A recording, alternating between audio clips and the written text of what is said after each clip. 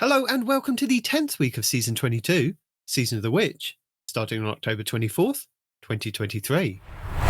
So for week 10, let's get started with our legacy rotation, starting with the Forsaken expansion. Ready if you are. Let's see what's out there. The Dreaming City this week is at a weak curse level, which means Petrovenge can be found in the Strand, and has the Broken Courier mission for the next week. The Blind Well features Scorn enemies and the Plagues, Sicarus and Veracus. The Ascendant challenge this week will be the Agonon's Abyss, which can be located over in the Bay of Drowned Wishes Lost sector on the Dreaming City. Next up, the Shadowkeep expansion. On the Moon, the weekly story mission is Beyond. The Trove Guardian is located in Archer's Line, while the Wandering Nightmare is the Nightmare Resortal in Sorrow's Harbour. And the Nightmare Hunt this week will be Tanix, Isolation, Zydron, Servitude, and Ghoul, Rage. For our Beyond Light expansion, on Europa this week, Credis the Dark Priestess will be the Empire Hunt, Eventide Ruins will be the Eclipse Zone, and the Exo Challenge will be Survival. For the 30th Anniversary expansion, Dares of Eternity Legendary rounds are Cabal, Taken, and for the final round, Crota. The loot rotation will be on week 3's rotation, with the Scatterhorn armor set and the Lightkin armor set being available. The weapons available this week are the Kinetic Rapid Fire Frame Auto Rifle Chroma Rush, the Kinetic Lightweight Frame Grenade Launcher Ignition Code, the Void Rapid Fire Frame Pulse Rifle Grid Skipper, the Kinetic Lightweight Frame Sidearm Farewell, the Solar Pinpoint Slug Frame Shotgun Sonja's Tail, the Void Rapid Fire Frame Machine Gun Shattered Cipher, the Arc Precision Frame Fusion Rifle Main Ingredient, the Kinetic Adaptive Frame Sniper Rifle Long Shadow, the Arc Armorlon Adaptive Frame Sidearm Last Dance, the Kinetic Aggressive Frame Shotgun Toil and Trouble, the Solar Rapid Fire Frame Shotgun Wishbringer, and the Void Adaptive Frame Pulse Rifle Last Perdition. For the Witch Queen expansion, the Witch Queen weekly story mission is The Cunning, where the modifier will be Scorched Earth, with Barrier and Unstoppable champions. Also this week you will have Altar of Reflection's Choice, and Altar of Reflection's Insight. The Wellspring activity has been updated to include a featured Throne World weapon, Veritas armor, and a weapon pattern as its rewards. For the Lightfall expansion, the weekly mission is Desperate Measures, with Barrier and Unstoppable champions, Solar Threat, Empath, Overcharged weapons, Arc and Strand Surges, Overcharged Glaives, and Galvanized on Hero difficulty only. The Partition mission will be Backdoor, Contest mode enabled, with Barrier and Overload champions, Void Threat, Arc and Solar Shields, Shock modifier, with Void and Strand Surges. And the Vex incursion this week will be Zephyr Concourse. In addition, the weekly Lightfall reset also refreshes the Pinnacle drop for the Node Override Avalon Exotic mission on the EDZ. For the Season of the Deep, all 3 fishing ponds are now exotic all week. Raids and Dungeons. The Crota's End Raid challenge this week is the second encounter, Cross the Bridge, called Precarious Balance. Guardians cannot step on the bridge while it is fully formed. Plus, if you complete the weekly challenge on Master, you'll get an Adept weapon. The Adept weapon you get is a random drop, but works on a knockout system. You will get a new one with every challenge you complete every week until you've unlocked them all. The Root of Nightmares raid challenge this week is the third encounter, Macrocosm, called Cosmic Equilibrium. Players must swap all of the dark planets to the left side of the room and all of the light worlds to the right. The Kingsfall raid challenge this week is the third encounter, Golgoroth, called Gaze Amaze. The gaze holder must stand in the pool of unclaimed light when swapping the gaze. The Vow the Disciple challenge this week is the fourth encounter, Rook, called Looping Catalyst. This is where Guardians must not lose the Leeching Force buff before the damage phase. The Vault of Glass challenge this week is the fourth encounter, Gatekeeper, called Strangers in Time. Players must defeat the Praetorians and Wyverns at the same time. The Garden of Salvation challenge this week is the second encounter, Spy Defense, called A Link to the Chain. This is where all Guardians must receive the Enlightened buff at the same time. And the Last Wish challenge this week is the third encounter, Morgoth, called Forever Fight. Players must not kill the small ogres during the encounter. Your Pinnacle raid will be the Deep Zone Crypt over on Europa, which means all challenges will be available for each encounter. These are the first encounter, Crypt Security, called Red Rover. This is where all Guardians must be an operator and shoot the 2 panels on the lower levels. The second encounter, Atrax 1, called Copies of Copies, where you must not send any Atrax 1 replicant debuffs into the airlock/space. The third encounter, Tanix Part 1, called Of All Trades. Guardians must perform each role at least once, Operator, Scanner and Suppressor. And the fourth encounter, Tanix, called The Core 4. Guardians must dunk all 4 cores before each DPS phase. Also, with the Deep Zone Crypt being the featured raid, this does mean that you can farm the final boss for a chance at the exotic rocket launcher, Eyes of Tomorrow. The Pinnacle dungeon will be the Shattered Throne over on the Dreaming City. And the exotic mission rotator will be Presage, with the Dead Man's Tale exotic scout rifle being the main reward. Craftable weapons available from this mission include the Arc Adaptive Glaive Nezarex's Whisper, the Stasis Aggressive Frame Rocket Launcher Bump in the Night, the Kinetic Precision Frame Scout Rifle Tears of Contrition, the Void Adaptive Frame Trace Rifle Hollow Denial, the Kinetic Precision Frame Auto Rifle Firefright, the Solar Lightweight Frame Shotgun Without Remorse, the Kinetic Adaptive Frame Hand Cannon Stringer, the Solar Sidearm Drang Baroque, the Solar Adaptive Frame Sniper Beloved, and the Solar Submachine Gun Callus Mini Tool, with the Eidolon Pursuant armor set. Next up, challenges. Great Words Logic. Defeat 100 bosses and mini-bosses anywhere in the system. Earn bonus progress by defeating headless ones in Haunted Lost sectors during the Fest of the Lost. 4. Challenge XP+. Hive Eradicator. Defeat 300 Hive anywhere in the system. Earn bonus progress by defeating Hive in Season of the Witch activities, or Haunted Lost sectors during Fest of the Lost. 4. Challenge XP+. Throne World activities. In the Throne World, complete bounties and earn progress by completing patrols, public events, and looting lost sectors for Challenge XP+, and Bright Dust. Mean and Green. Get 25 final blows with strand weapons or abilities in the Crucible for Challenge XP+, and Bright Dust. Bring a Sword. Get final blows with a sword, and bonus progress in Haunted Lost sectors for Challenge XP+, and Bright Dust. And Primary School. Get 200 final blows with primary ammo in ritual activities. Earn bonus progress for submachine guns, bows, or scout rifle final blows, or by defeating guardians.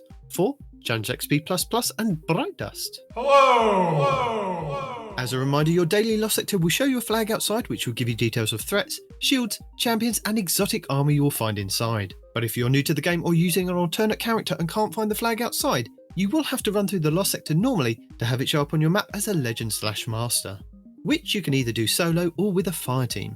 But you'll only be able to earn a chance at the exotic drop when completing solo.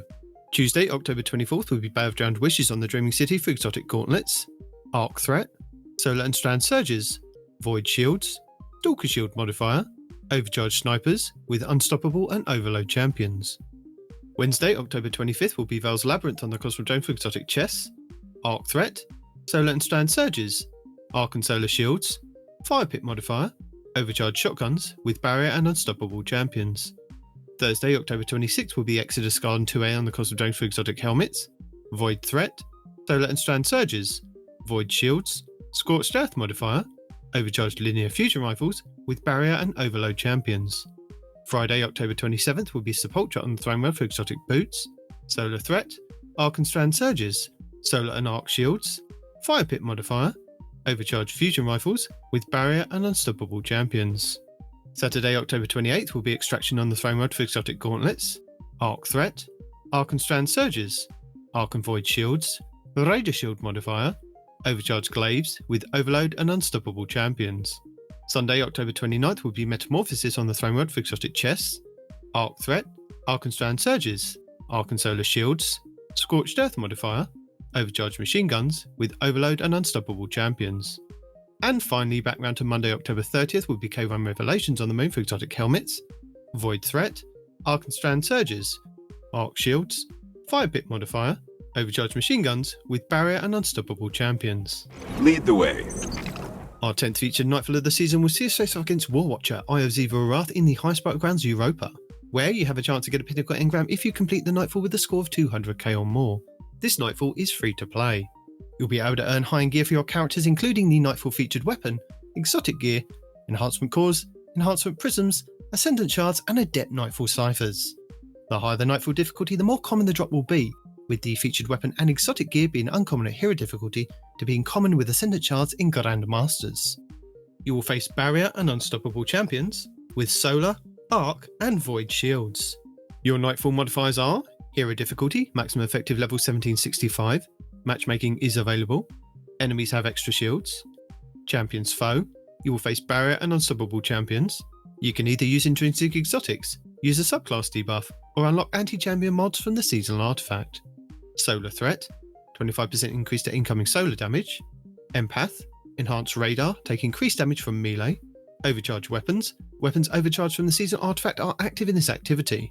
Kinetic weapons do increase damage when your subclass element matches an active surge. Arc and Strand Surges, 25% bonus to outgoing Arc and Strand damage. Overcharged Linear Fusion Rifles, 25% bonus damage with linear fusion rifles.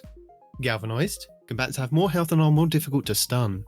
Legend difficulty, maximum effective level 18-15, includes all previous modifiers except Galvanized. No matchmaking. Equipment locked, you will be unable to change your equipment once the mission starts. Master difficulty, maximum effective level 18-20, includes all previous modifiers except Galvanized. Champions mob, this difficulty adds more champion enemies. Attrition, regeneration is greatly impaired. Defeating enemies may create wells of healing light. Grandmaster difficulty, maximum effective level 18-15, includes all previous modifiers except Galvanized, Empath and Attrition. Join in progress disabled. Extinguish, if your fire team falls in a restricted zone, your team is returned to orbit. Limited revives, gain additional revives by defeating champions up to a maximum of 20. Contest mode, which caps your power level to make enemies more of a challenge. Fire pit, when defeated acolytes spawn firepools that cause damage over time. And Chafe, the radar is disabled. To combat champions this season, you have access to subclass counters as well as a choice of intrinsic anti-champion artifact mods, which are Anti-Barrier Auto Rifle, Anti-Barrier Bow, Unstoppable Scout Rifle, and Unstoppable Fusion. You also have exotic weapons and armor that can help with intrinsic mods as well. For Anti-Barrier, the Kinetic Bow Wishender, the Kinetic Linear Fusion Rifle Arbalest, the Kinetic Pulse Rifle Revision 0, the Solar Energy Hand Cannon Ariana's Vow, the Solar Heavy Sword the Lament, and the Titan Gauntlet Second Chance, which gain a second charge of a shield throw melee, which becomes shield piercing and stuns barrier champions. And for Unstoppable, the Kinetic Fusion Rifle Bastion, the Kinetic Hand Cannon Malfeasance, the Kinetic Scout Rifle Touch of Malice, the Solar Energy Sidearm Devil's Ruin, the Void Heavy Bow Leviathan's Breath, and the Hunter Gauntlets Atheris's Embrace, which have a chance to stun unstoppable champions with their empowered weighted knife. The Nightfall featured weapon to obtain this week will be the Kinetic Heavy Burst Frame Hand Cannon Warden's Law. The Warden's Law has a base impact of 92, range of 56 and stability of 29. It can roll with Kill Clip, Rampage and Zen Moment, with Enlightened Action, Moving Target and Snapshot Sights. It has the origin trait of Stunning Recovery, where if you stun a champion you partially refill the magazine, trigger health regen and improve your recovery for a short duration, and Vanguard Vindication, where final blows with the weapon grant a small amount of health. Lord Shaxx brings Team Scorch to the Crucible for the 10th week of the season. Team Scorch is a 6v6 PvP mode where all players wield a Scorch Cannon. Equipped weapons and abilities cannot be used in this game mode. Movement abilities, e.g. lift, jump and glide, sprinting and emotes can be used. Players are forced to use a Scorch Cannon that cannot be dropped. The Scorch Cannon has 100 ammo which is replenished on respawn. Matches have a 7-minute timer, players have a 3-second respawn timer, guilds give plus 1 point each, the first team to reach 60 points wins. If the timer runs out before the team reaches 50 points, the team with the largest score wins. The player's current and longest kill streaks are shown at the top of the screen below the score. And Clash will also be available in the Relentless Crucible playlist. Clash is a 6v6 PvP mode where level advantages are disabled, and points are gained through scoring kills against the opposing team. Players are not penalised for low map control, and can bunker down together or fan out as they see fit. Strength in numbers is paramount as a lone player can be picked off very quickly by a team shooting enemies. Heavy ammo can swing the balance of a match, so controlling the box can be the key to winning. Super usage, both offensively and defensively, is one way to break the deadlock. Also available in the Crucible Labs playlist this week will be the last week of the new game mode Checkmate Rumble. Checkmate Rumble is a 6-player free-for-all Crucible mode, where points are gained through scoring kills against enemy players. Level advantages are disabled in this mode, and whoever has the most points at the end wins, earning the Alone at the Top medal. Unlike other game types, the player is alone, requiring a very different form of play. Smaller maps are normally featured in the Rumble playlist, so player density is typically high, meaning engagements will occur often between the 6 players. The best path to success can be to lock down one area and control it, like a heavy ammo spawn point. These areas are high to medium traffic and players will often come to you, giving you an advantage to prepare for their approach. Don't forget that the checkmate parameters are in play, with primary weapon damage being tuned to feel a little differently from the rest of the game. Players also have increased health, and passive regeneration of the grenade, melee and class abilities have all been reduced by 50%, and supers by 40%. Also, you will not spawn in with special ammo. Instead, you will have to earn it by generating points from kills, assists, deaths, zone captures and gathering heavy ammo. You won't lose points accumulated on death, and special ammo you earn persists through lives and rounds. Additionally, you will not drop special ammo on death. Delightful! And Saint 14 will be back at the weekend with Trials of Osiris Dominion, bringing with him a whole host of rewards for players who do make it to the lighthouse and open the chest. These include the Hero's Wake exotic Ghost Shell, the Valiant Memory exotic ship, the Survivor's Journey exotic Sparrow, a new armor set, and the new Trials shader, Bloodline Feud. Trials of Osiris Dominion is a 3v3 PvP high stakes game mode with a twist of a capture point. In Dominion, 2 teams of 3 go head to head in a battle for control of a capture point. Teams can either work together to capture the control point or eliminate the enemy team to win the round. Only available from Friday reset until Tuesday weekly reset, Trials gives every player the chance to show off their PvP skills to obtain some of Destiny's most sought after weapons and armor.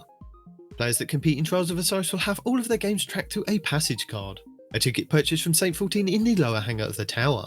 Winning rounds and matches in Trials of Osiris will grant exclusive weapons, armor, Pinnacle gear, masterwork materials, and even adept gear for the most skilled players who can reach the lighthouse with a flawless ticket of 7 games won and no losses. 5 round wins will bag you the match for your passage card. By competing in Trials, you do have a chance to pick up 2 Pinnacle engrams from playing each week, one from 50 round wins and the other from winning 7 games.